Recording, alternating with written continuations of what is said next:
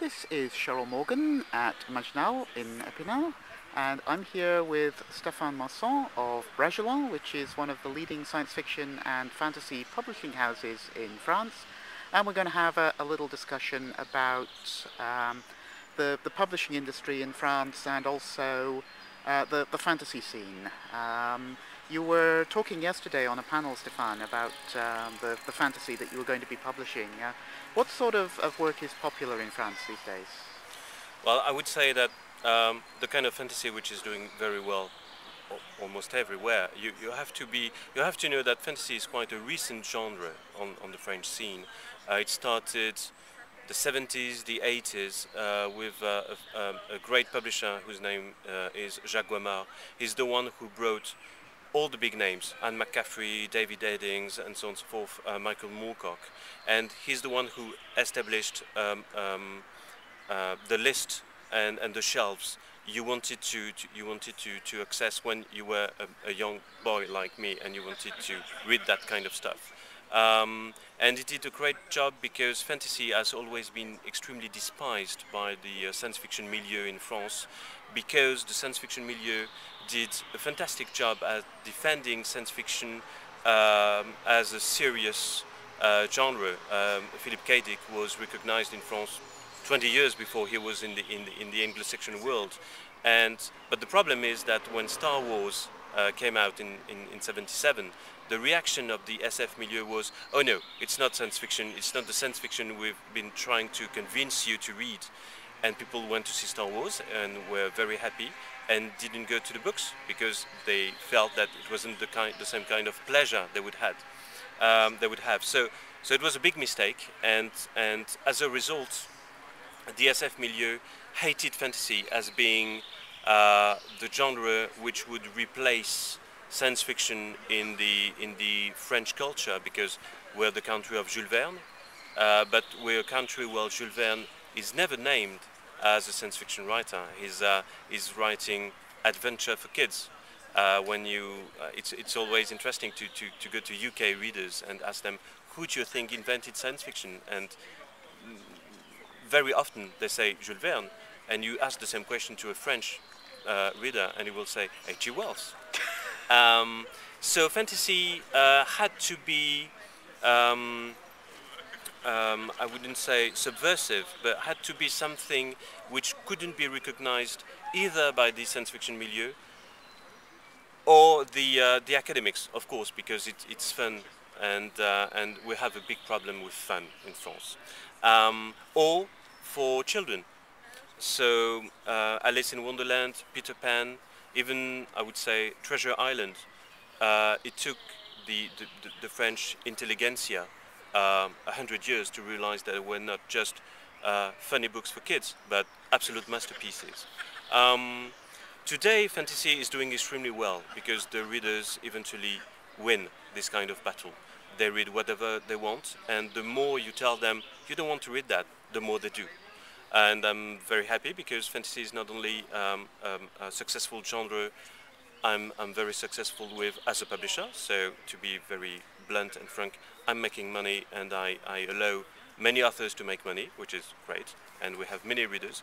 But at the same time, and first and foremost, I'm a big fan. I'm still in love with fantasy, and I'm reading fantasy because I love it. And I think that's the key, because when fantasy started to grow on the market, all the major publishers thought that they should have a fantasy list, and they all failed miserably because they just didn't know the genre. They didn't know what to get, what to choose.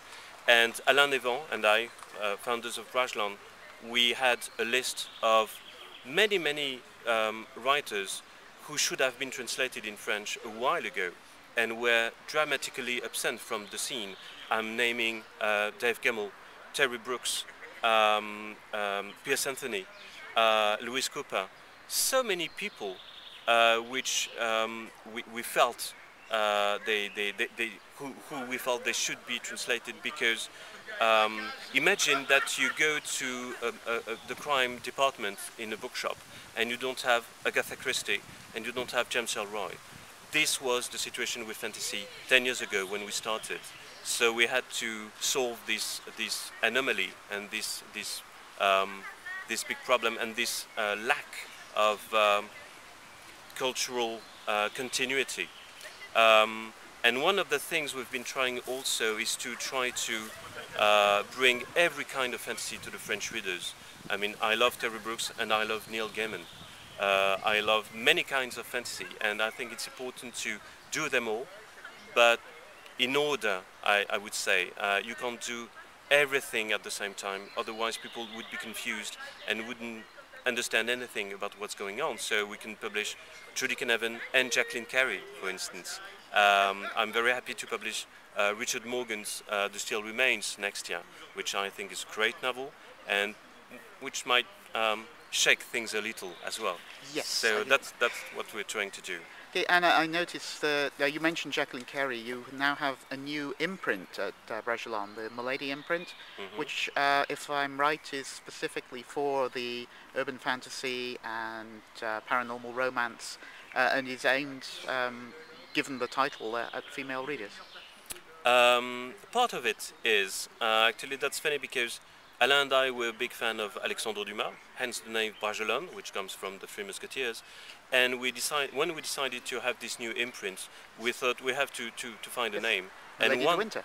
Exactly. And one morning, and I swear that's the truth, one morning I came to the office and I said to Alain, I have a name. And he said, me too. What's yours? Milady. Me too. Because Milady is so sexy. She's the enemy. She's the backstabber, and she's fascinating. And the fact that it sounded quite feminine, well, very much feminine actually, was good. Was not the only thing we wanted, but was a good thing because we wanted to give a sense of adventure, of sexiness, of yes, to appeal to female readers, who are actually the readers, because the boys and men, they want to watch the game on TV and play PlayStation. And also because we wanted, and we always thought that the female writers in fantasy, and so to reflect them, female readers, were the ones who were trying to go further, who were trying to do something different within the usual pattern of the genre, doing something very accessible, very easy to read, very engaging, and very charming. And so that's why we're publishing Jacqueline Carey, but also Mercedes Lakey, for instance. And Justina Robson. And Justina Robson. So yes, of course, the female fantasy and to some extent science fiction writers, it's way more difficult for science fiction, especially the female writers, which is a shame. But the